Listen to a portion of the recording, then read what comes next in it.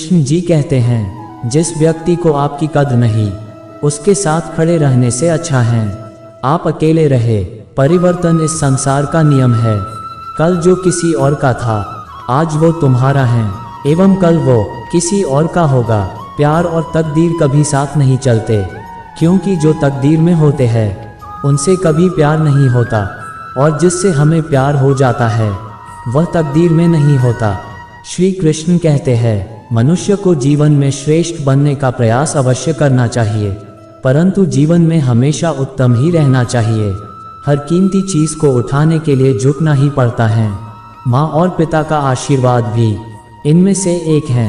अगर व्यक्ति शिक्षा से पहले संस्कार, व्यापार से पहले व्यवहार और भगवान से पहले माता पिता को पहचान ले तो जिंदगी में कभी कोई कठिनाई नहीं आएगी। कृष्ण भगवान के सर्वोच्च व्यक्तित्व हैं। कृष्ण सभी सुखों के स्रोत हैं और वे सभी कारणों के प्रमुख कारण हैं। कृष्ण हर उस चीज के स्वामी हैं जो चलती है और नहीं चलती है। कृष्ण हमारे मन या बुद्धि द्वारा कल्पना की जाने वाली किसी भी चीज से महान है। कृष्ण का कोई आदि, मध्य या अंत नहीं है। कृष्ण के रूप की कल्पना उनके अलावा कोई और नहीं कर सकता। अच्छे लोगों की कृष्ण परीक्षा बहुत लेता है, परंतु साथ नहीं छोड़ता, और बुरे लोगों को कृष्ण बहुत कुछ देता है, परंतु साथ नहीं देता। जिंदगी में दो लोगों का होना बहुत जरूरी है। एक कृष्ण जो ना लड़े फिर भी जीत पक्की कर दे, दूसरा कर्ण जो हार सामने हो फिर भी साथ ना छोड़े। तू करता वही है जो तू चाहता है, होता वही है जो मैं चाहता हूँ। तू वही कर जो मैं चाहता हूँ, फिर होगा वही जो तू चाहता है। रो पड़े कृष्णा ने कहा, मैंने तो सबकी सुनता हूँ, पर मेरा कौन सुनता है। इंसान गलत कार्य करते समय बाएं दाएं, आगे पीछे चारों तरफ देखता है, बस ऊपर देखना भूल जाता है। श्री कृष्ण कहते हैं कि जन्म लेने वाले के लिए मृत्यु उतनी ही निश्चित है जितना कि मृत होने वाले के लिए जन्म लेना। इसलिए जो अपरिहार्य है उस पर शोक मत करो। भरोसा अगर खुद पर रखो तो ताकत बन जाती है, और दूसरों पर रखो तो कमजोरी बन जाती है। आप कब सही थे इसे कोई याद नहीं रखता है, लेकिन तुम कब गलत थे इसे सब लोग याद रखते हैं। मैं किसी के भाग्य का निर्माण नहीं करता और न ही किसी के कर्मों के फल देता हूँ। मनुष्य कितना भी गोरा क्यों ना हो, परंतु उसकी परछाई सदैव काली होती है। मैं श्रेष्ठ हूँ यह आत्मविश्वास है, लेकिन सिर्फ मैं ही श्रेष्ठ हूँ यह अहंकार है।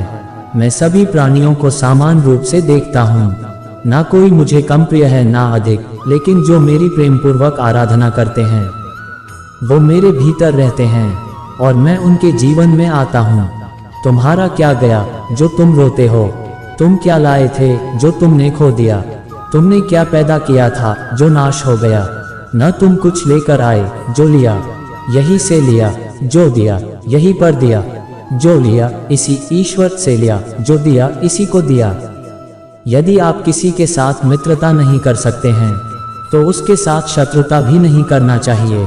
जो हुआ वह अच्छा हुआ, जो हो रहा है वह अच्छा हो रहा है, जो होगा वह भी अच्छा ही होगा। तुम भूत का पश्चाताप न करो, भविष्य की चिंता न करो, वर्तमान चल रहा है। राधा ने श्री कृष्ण से पूछा, प्यार का असली मतलब क्या होता है। श्री कृष्णा ने हंसकर कहा, जहाँ मतलब होता है वहाँ प्यार ही कहा होता है। श्रीमद् भागवत गीता में श्री कृष्ण कहते हैं कि यदि किसी काम को करने में डर लगे तो याद रखना ये संकेत है कि आपका काम वाकई में बहादुरी से भरा हुआ है।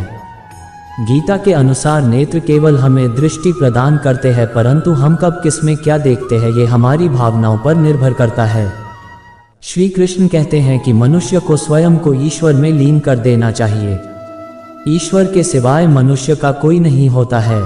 इसके साथ ही यह मानकर कर्म करना चाहिए कि वह भी किसी का नहीं है। भोग से मिलने वाला सुख क्षणिक होता है, जबकि त्याग में स्थायी आनंद मिलता है। श्री कृष्ण कहते हैं कि सत्संग ईश्वर की कृपा से मिलता है, परंतु कुसंगति में भी मनुष्य अपने कर्मों से पड़ता है।